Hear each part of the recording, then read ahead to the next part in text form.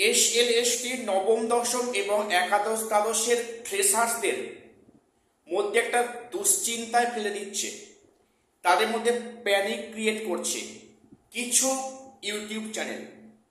আমি আজকে যে কারণে ভিডিওটা আনছি, দেখো অনেকে বলছে যে কিউরেটিভ ফাইল নাকি অ্যাকসেপ্টেড হলে সেখানে ফ্রেশারদের ভ্যাকান্সি কমে যাবে। অবশ্যই ভ্যাকান্সি কমবে, সেটা নাকি ফ্রেশার্সদের ক্ষেত্রে হ্যাম্পারিং হবে। এবং এখানেই শেষ নয়, কেউ কেউ বলার চেষ্টা করছে যে 2025 প্যানেলটাই হয়তো ক্যান্সেল হয়ে যাবে। আমি আজকে এ নিয়ে বিস্তারিত আলোচনা করছি। চ্যানেলটা সাবস্ক্রাইব করে দিও SSC, PSC এবং গ্রুপ সি, গ্রুপ ডি গুরুত্বপূর্ণ নিউজ পাওয়ার জন্য। প্রথম আজকে বলি, ফ্রেশার্স নাকি সংকটের মধ্যে পড়বে, সিট কমে যাবে, তাদের ভ্যাকান্সি কমে যাবে, তাদের চাকরির সুযোগগুলো কমে যাবে। এই কথাটা যে বা যেনারা বলছেন, আমি নাম উল্লেখ করছি না, তো এগুলো একটা প্যানিক ক্রিয়েট করা হচ্ছে। তো সেখানে নাকি অনেকে বলছে যে প্যানেলটা ক্যান্সেল হবে। এরকম কিছুই হবে না, আমি এ নিয়ে অলরেডি ভিডিও দিয়েছি। তো প্রথম বলে রাখি যে যদি কিউরেটিভ মামলা অ্যাকসেপ্টেড হয়, যদিও গত 24শে এপ্রিল সেখানে ডেট ছিল কিন্তু সেখানে শুনানি হয়নি, এরপরে আগামী ডেট কবে এখনো আমি জানতে পারিনি। তো যেদিনই শুনানি হোক, কিউরেটিভ মামলার ভবিষ্যৎ নিয়ে আমি অলরেডি ভিডিও করেছি। এটা হতে পারে মেবি, আমি সেটা বলেছি। তো সেখানে যদি এই মামলাটা অ্যাকসেপ্টেড হয় সুপ্রিম কোর্টে, তাহলে কি হবে, ইন সার্ভিস যারা আছে 9, 10, 11, 12 ওরা তো আগের স্কুলে ফিরে যাবেন। ফলে তাদের কিন্তু ভ্যাকান্সিটা খালি হবে, সেই ভ্যাকান্সি ফ্রেশার্সরা পূরণ করতে পারবে না। এটা পরিষ্কার বার্তা। আমি তোমাদের এখন বলছি, যে ভ্যাকান্সিগুলো খালি হয়ে যাচ্ছে, যে সিটগুলো ডিক্রিজ করছে, সেই ডিক্রিজ সিট কিন্তু ফ্রেশার্সরা পূরণ করতে পারবে না। কারণ এখানে ফ্রেশার্সদের জন্য আলাদা সিট বরাদ্দ আছে 2025 SLST-তে। তো এখানে বলে রাখি যে তারা যদি আগের জবে ফিরে যায়, তাহলে অবশ্যই কিন্তু মোট ভ্যাকান্সিটা কমবে, অনেক কমে যাবে।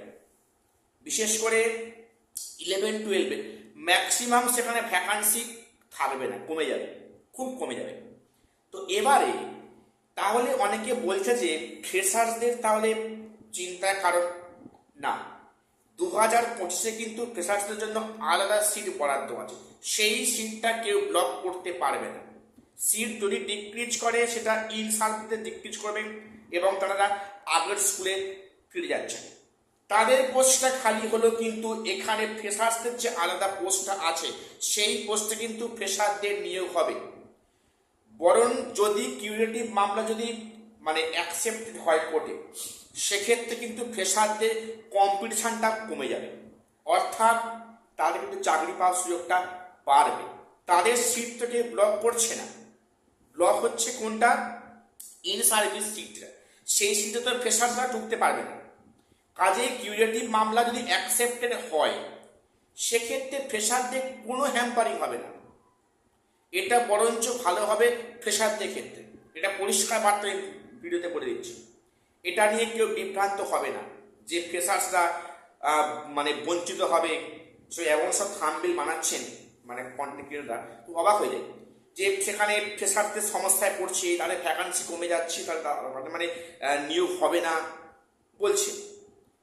এগুলো একদমই নয়, কিছুই নয়।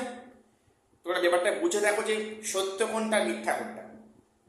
কাজেই অ্যাকসেপ্টেড হলে সেক্ষেত্রে কোনো সমস্যা হবে না, অন ক্যামেরা বলছি। এবারে যে অনেকে বলছে যে এখানে 2025 হয়তো প্যানেলটা ক্যান্সেল হবে, এরকম কিছুই হবে না। কারণ 2025 যে পরীক্ষাটা কিন্তু হচ্ছে সেখানে কোর্টের তত্ত্বাবধানে, এবং সেটা কোর্টের আন্ডারেই পরীক্ষাটা হচ্ছে। এখানে কোনো মতেই কোনোভাবেই প্যানেল ক্যান্সেল হবে না কোর্টের নির্দেশ ছাড়া, এবং সেটাও সম্ভব নয়, হবে না। কাজেই এখানে অনেক ভুলভ্রান্তি, অনিয়ম অবশ্যই হচ্ছে, সেটা মানছি, কিন্তু প্যানেল ক্যান্সেল হওয়ার কোনো রাস্তা কিন্তু নেই।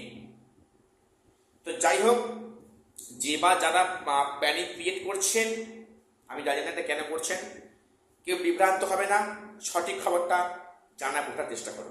এটুকুই আপডেট দেওয়ার ছিল। চ্যানেলকে সাবস্ক্রাইব করে দিও। দেখা হচ্ছে পরে কোনো ভিডিওতে।